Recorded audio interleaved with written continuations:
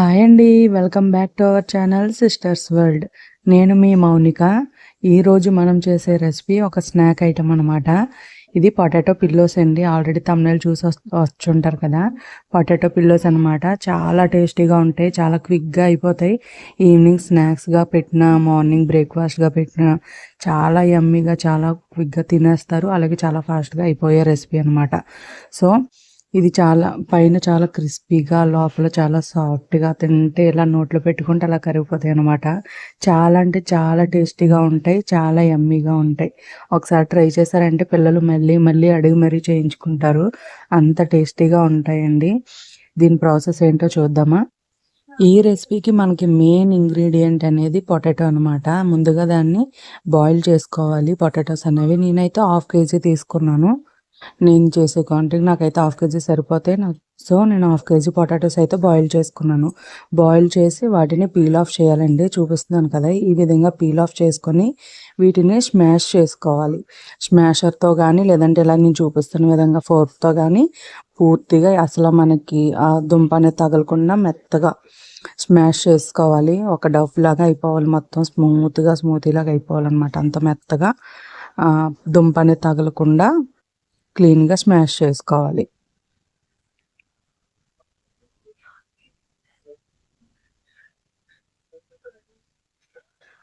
So దుంపలా తగలకూడదండి, మనకి main దుంపలా తగలకుండా మొత్తం అంతా పలుకుగా లేకుండా మొత్తంగా మెత్తగా స్మాష్ చేసుకొని పక్కన పెట్టుకోవాలి. చూస్తున్నారు కదా, ఈ విధంగా మెత్తగా స్మాష్ చేసుకున్న దాంట్లో మనము ఒక టూ టేబుల్ స్పూన్ వరకు మైదా తీసుకున్నాను. మైదా ప్లేస్లో మీరు కార్న్ఫ్లోర్ తీసుకున్నా పర్వాలేదు.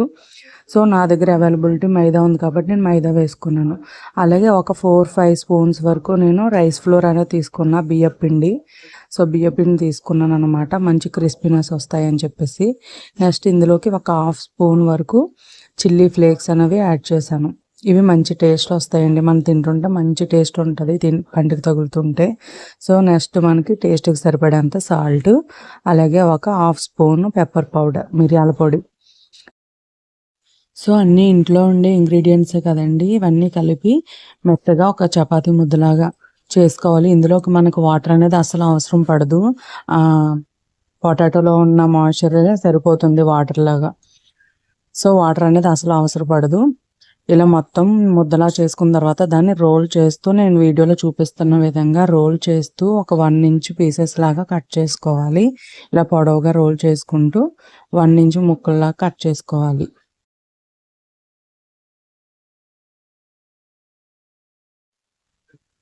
చూస్తున్నారు కదా, 1 ఇంచ్ ముక్కల్లా కట్ చేసుకున్నాను. దీన్ని మనకి పిల్లోస్ కదా, పిల్లోస్ మాదిరిగా రావాలంటే ఈ 1 ఇంచ్ ముక్కల్ని దీన్ని ఒక ఫోర్క్ సహాయంతో ఇలా ప్రెస్ చేశారంటే మనకి యాస్టీస్ పిల్లోలా వచ్చేస్తుంది అనమాట.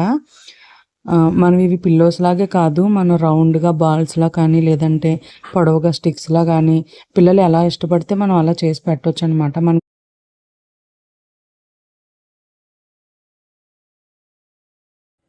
వాళ్ళకి నచ్చిన షేప్లో మనం ప్రిపేర్ చేసి పెట్టచ్చు. మనకి ఇది ఒక్క డవ్ అనేది ప్రిపేర్ అయిపోయి ఉంటే కనుక నెక్స్ట్ ఇవి మనం మొత్తం అన్నీ కూడా ఇదే విధంగా పిల్లోస్ లాగా చేసుకొని మనం పక్కన పెట్టుకోవాలి. నెక్స్ట్ ఇవి డీప్ ఫ్రై చేసుకోవాలి.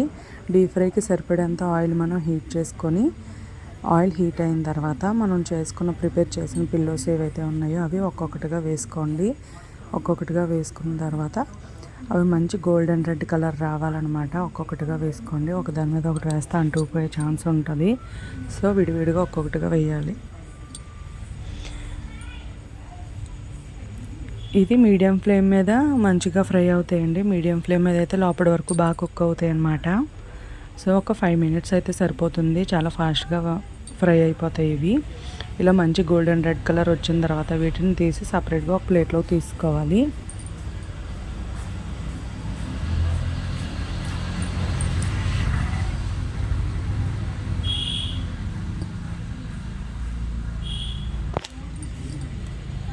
ఇలా తీసుకొని ఫ్రై అయిపోయినట్లనే వేరే ప్లేట్లోకి తీసుకొని మిగిలినవి కూడా ఇలాగే ఒక్కొక్కటిగా వేసుకొని మంచి గోల్డెన్ రెడ్ కలర్ వచ్చేంత వరకు డీప్ ఫ్రై చేసుకోవాలి. ఇవి వేగుతున్నప్పుడు కూడా చాలా మంచి స్మెల్ అనేది వస్తుంది అనమాట.